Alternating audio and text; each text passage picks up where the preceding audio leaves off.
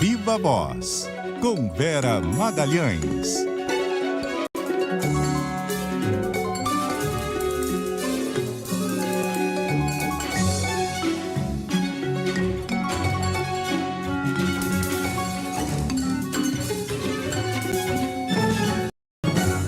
Boa tarde, Vera. Oi, Cássia, boa tarde para você, para os nossos ouvintes, para quem também nos assiste por imagens. Ô, Vera, chegou o mês de dezembro, que é o mês do Natal, mas não apenas, né? É o mês da correria, sabe? Tudo aquilo que você não fez, precisa correr para fazer antes do ano acabar. Isso vale para Vera, isso vale para mim, vale para você e, pelo jeito também, Vera, vale para o governo quando a gente pensa em emendas, né? Exatamente, Cássia. A gente viu aí na semana passada o governo anunciar 2 pacotes, né? Um de corte de gastos e um da reforma do imposto de renda.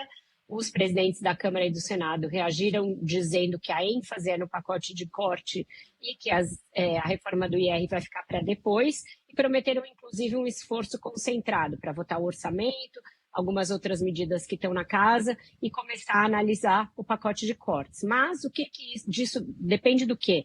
Da liberação das emendas. Elas estavam suspensas desde ali meados do ano por uma determinação do ministro Flávio Dino, que determinou uma série de reformas na maneira de aplicar essas emendas. Isso foi feito, foi votado pelo Congresso, depois foi sancionado pelo presidente Lula sem vetos, e aí eles estavam na expectativa de se o ministro liberaria. E pelo jeito, diante da vitória do Botafogo, que é o time do coração do ministro Flávio Dino, e do casamento dele no último sábado, as duas dádivas deixaram ele de bom humor, e ele liberou nessa segunda-feira as emendas, mas impôs algumas condições.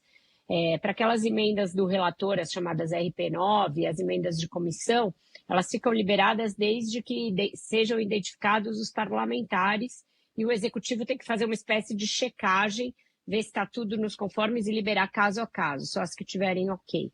Nas emendas de bancada, não vai poder ter individualização de emenda, e ele também pediu uma auditoria no ano que vem para aferir se está sendo tudo certinho. Emendas destinadas a ONGs só podem ser liberadas com uma publicação em um site, para que haja mais transparência.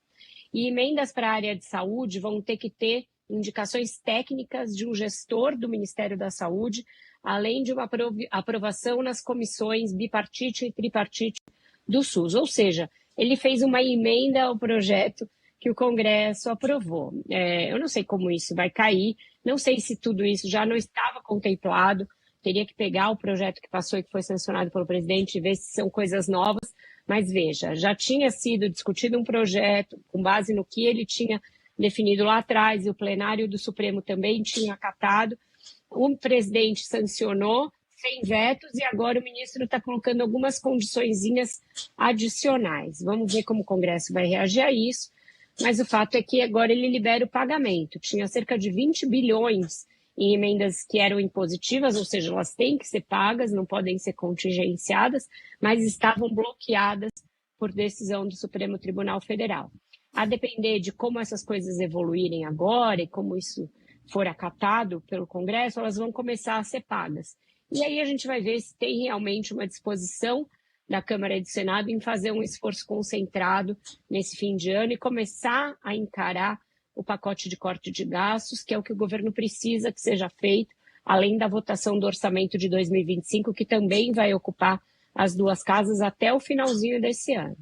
E é muita coisa para ser discutida, né, Vera? Mesmo quando a gente considera, como você destacou muito bem no início da sua fala, a separação do pacote de corte de gastos, de toda essa reforma do IR, mesmo considerando essa separação, né, e o Congresso já disse que é o seguinte: a mudança no IR vai ficar para depois, mas o restante ficaria ainda para esse ano. Mesmo com essa divisão, é muita coisa para fazer esse ano, né?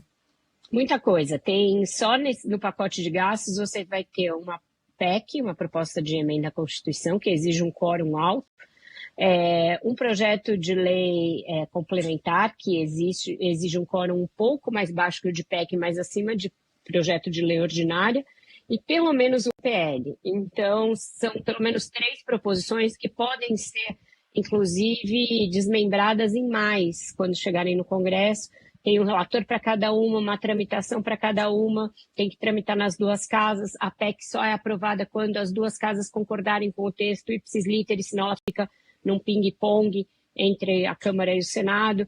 Então a coisa não é simples. A gente sabe que quando Câmara e Senado querem, eles suprimem algumas escalas de votação, então podem suprimir prazos e passagem por comissões, mas para isso vai precisar estar tudo muito azeitado, muito acordado e sem pontos ali de dúvida ou de impasse entre executivo e legislativo. E não é o caso totalmente do pacote.